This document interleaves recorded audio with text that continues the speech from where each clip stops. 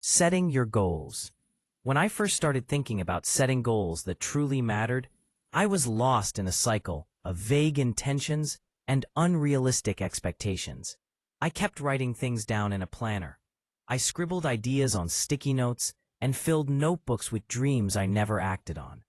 I convinced myself that because I had written something down, it meant I was doing the work. That illusion comforted me for a while. But comfort isn't progress. And deep down, I knew it. Eventually, I reached a point where I had to stop pretending.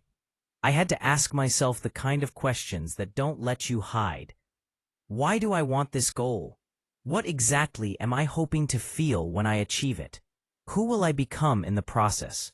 That's when I discovered the true beginning of goal setting. It's not about the goal itself. It's about the reason you're willing to show up for it. Your why has to be more than a motivational quote. It needs to be something that moves you when everything else feels stuck. My turning point came during a late night when I was exhausted from yet another week of juggling work, family, bills, and all the tiny demands that never let up. I sat at the edge of my bed and stared at the ceiling. I felt like time was sprinting and I was standing still. That stillness became unbearable. I thought about what I was really chasing, not success in the traditional sense, not even money. I was chasing freedom, time freedom, emotional freedom, creative freedom. I wanted to wake up and do meaningful work without feeling like I had to earn the right to rest or feel good about myself. Once I identified my why, everything else began to feel clearer. It didn't mean it got easier, but it stopped feeling scattered. When you understand your core reason, every step you take toward your goal becomes a little more rooted. Even the setbacks begin to serve a purpose. But knowing your why is just the beginning. The outcome you want needs to be so real in your mind that you can almost reach out and touch it. You have to picture yourself inside the result. I imagined myself sitting in a peaceful room, my laptop open, creating freely, not under pressure. I imagined mornings that began with intention instead of dread. I imagined being able to take a walk without checking the clock every 5 minutes. That vision kept me anchored. I still see it. I live parts of it now, but I'm not finished yet, and that's okay. What matters is that I know where I'm going and why I want to get there. Another mistake I made early on was trying to set goals without giving myself a realistic daily rhythm. I used to plan out ambitious routines that looked perfect on paper. Wake up early, write for an hour, work on freelance projects, network, update my portfolio, learn a new skill, exercise, read, meditate, cook, and still go to work.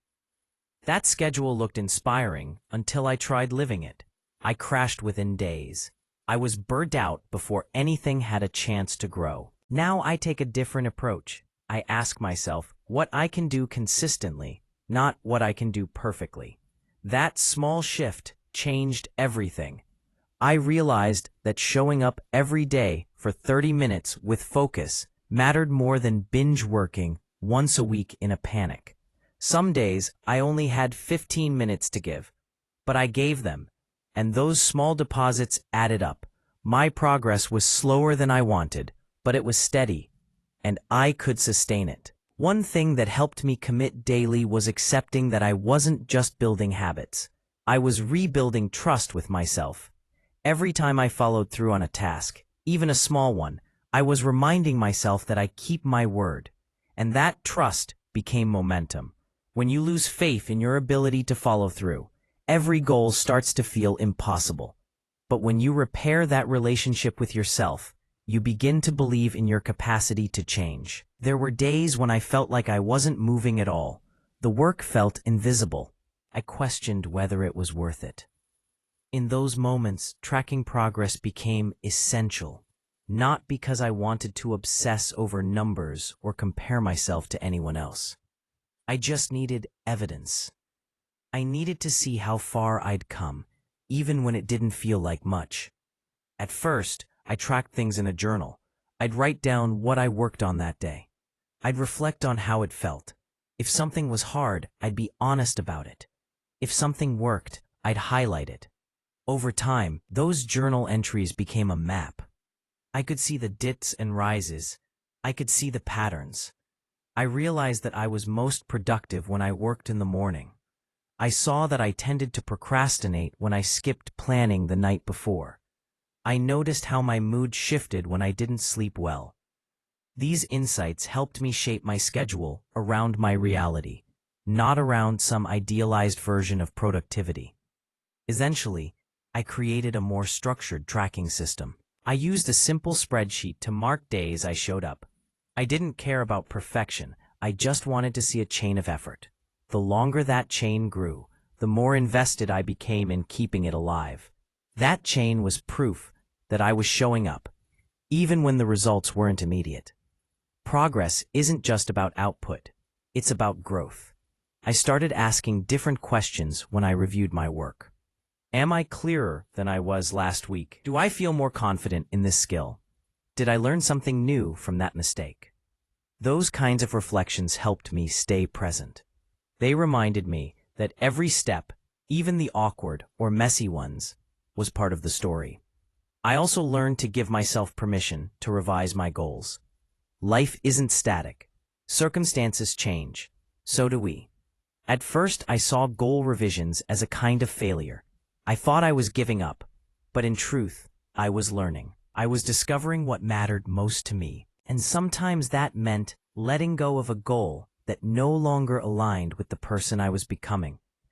That kind of honesty takes courage, but it also brings clarity. There was one season where I had to put a creative project on hold because of a family emergency.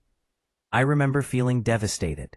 I was afraid that stepping away would mean starting over. But when I came back to the work, I found that I was stronger. The pause had given me perspective. I had more to say, and I had a deeper appreciation for the time I was carving out. Sometimes progress looks like rest. Sometimes growth happens when you're still. I want to be honest about something else. There will be times when your goals make you feel lonely. Not everyone will understand your path. Some people might question why you're trying so hard. They might think you're chasing a fantasy. You have to be okay with that. You have to know that your why belongs to you, and that's enough. There were moments when I had to protect my dream in silence. I didn't share every step with friends. I didn't broadcast every milestone. I learned to cherish my goals privately. That allowed me to hear my own voice more clearly, and that voice became my compass. Setting goals isn't about achievement for its own sake. It's about transformation.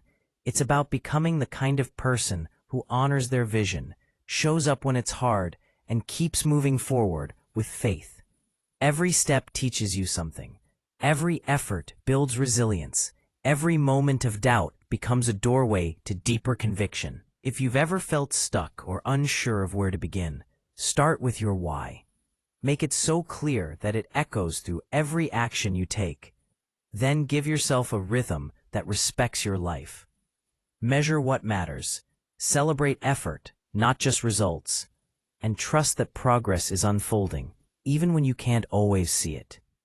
There's one more thing I've learned about goal setting that I want to share, because it took me a long time to understand. Progress is not supposed to feel like a straight climb. We picture it like a ladder, step after step, clean and even. But that's not how life works. Real growth feels more like spiraling upward. Sometimes you revisit old thoughts, old habits, old fears. You think you've regressed, but you haven't. You're just seeing things from a different level now. That insight helped me stop being so hard on myself. There were days when I didn't meet my time goal, when I was distracted, when nothing flowed. I used to beat myself up. I thought that discipline meant never slipping, but discipline, I've come to realize, means showing up again and again, even when yesterday didn't go as planned. One particular morning I remember well. I was sitting at my desk before sunrise, my coffee cooling beside me, and my hands frozen on the keyboard. I had barely slept the night before. Life felt heavy. I didn't want to work on my project that day. But I told myself, just write one sentence. That was all. So I did. Then I wrote another. It turned into a paragraph. Then a page. It wasn't my best work. But I showed up, and that meant something. There's a quiet power in that kind of consistency, a strength that grows slowly, but deeply. Over time, it builds a foundation you can stand on. You start to realize that even on your off days, you're still in motion. Even when you fall behind, you're not back at zero. You're wiser now, more equipped, and more honest with yourself. Measuring that kind of internal progress is harder.